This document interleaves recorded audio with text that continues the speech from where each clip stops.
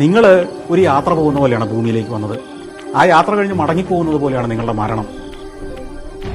നിങ്ങൾ യാത്ര ചെയ്ത ഒരു സ്ഥലത്ത് വന്നിട്ട് ആ ചെന്നിറങ്ങിയ ബസ് സ്റ്റാൻഡിൽ തന്നെ നിന്ന് കിടന്നുറങ്ങിയിട്ട് അടുത്ത ബസ്സിൽ തിരിച്ചു പോകാൻ വേണ്ടി ആ ബസ്സിൽ കയറി പോകുന്ന പോലെയാണ് ഇവിടെ ജീവിക്കുന്ന ബഹുഭൂരിപക്ഷം പേരും. ജനിച്ച നാട്ടിൽ തന്നെ അവൻ ഈ ജോലിയൊക്കെ ചെയ്ത് ജീവിച്ച് എന്തിനോ വേണ്ടി ജോലി ചെയ്ത് ആർക്കോ വേണ്ടി പണിയെടുത്ത് മരണത്തിന്റെ ബസ് വരുമ്പോൾ അത് കയറി തിരിച്ചു പോകുന്നു, പുറപ്പെട്ടടത്തേക്ക് തന്നെ മടങ്ങുന്നു.